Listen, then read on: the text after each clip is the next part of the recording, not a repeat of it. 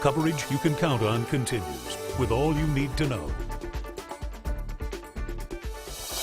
Drivers, be prepared. Several road projects get underway today that could impact your commute.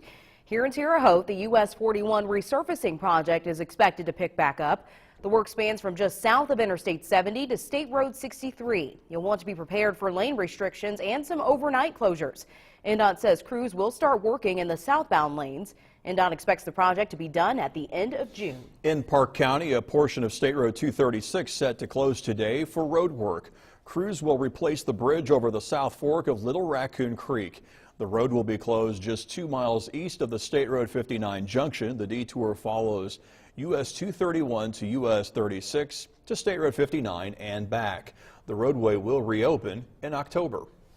In Vermilion County, Indiana, crews will begin work to repair the State Road 163 Clinton Bridge. One lane will be open for traffic. The bridge is expected to be under construction until mid-November. New this morning, a father facing charges after a Sunday night crash. It happened just before 7:30 last night. Indiana State Police say the driver of a pickup truck crashed and overturned on State Road 67 near Bruceville in Knox County. Police say a 9- and 10-year-old boy were found at the scene and the driver was seen running away. That driver's 39-year-old Brandon Davis of Vincennes. He was found nearby. He was determined to be the father of the boys that were left behind. The boys were not injured, but Davis was arrested for driving under the influence. Police say he registered 3 times over the legal limit.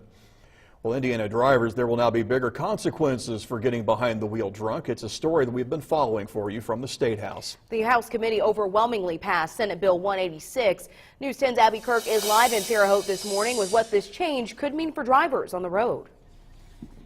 Yeah, John Aaliyah, the next session is actually happening today. The law could go into effect on July 1st this year. The penalty for causing the death of another person when drunk behind the wheel would increase to a level 4 felony. That carries a prison sentence of up to 12 years. Under one part of the bill, a separate offense would be created for each person who got injured from the driver that drove drunk. Now, this will be a story we will continue to follow for you as we get more information along the way. But for now, live in Terre Haute, I'm Abby Kirk, News 10.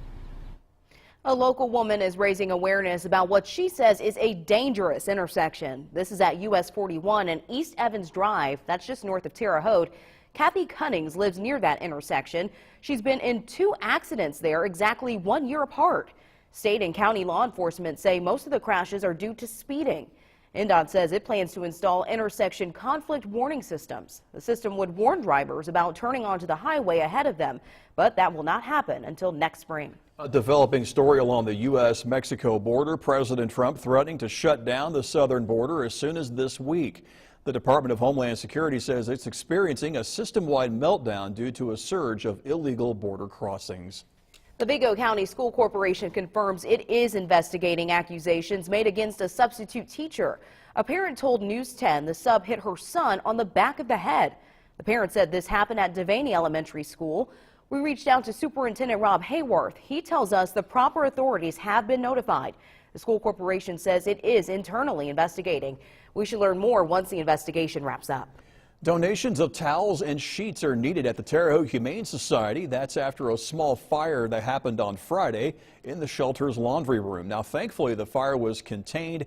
No animals or people were harmed, and you can take your donations to the shelter directly. The deadline to file your taxes is just 2 weeks away, and if you can't make it by the April 15th deadline, you can file an extension.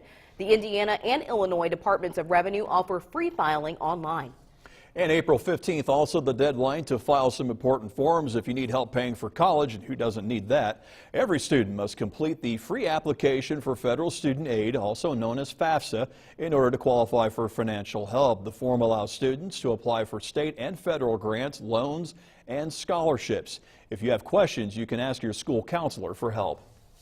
The Vigo County Health Department kicks off its free tire amnesty program today. Tires are prime breeding grounds for mosquitoes, which carry the West Nile virus.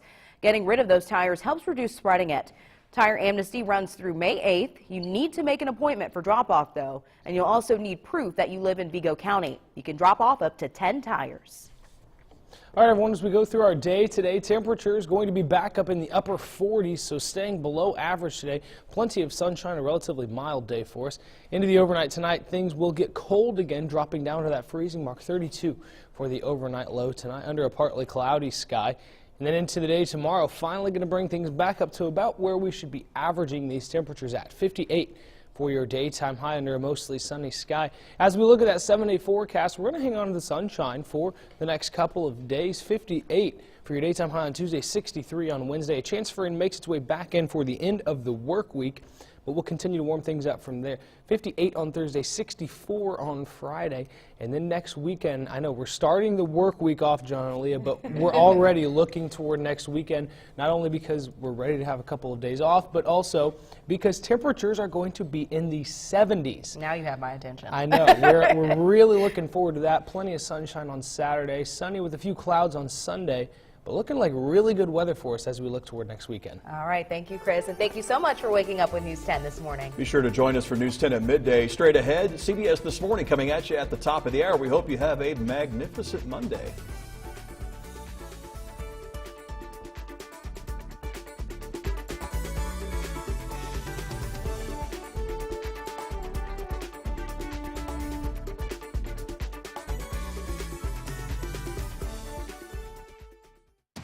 For the most local news, every newscast, every day, you can depend on News 10.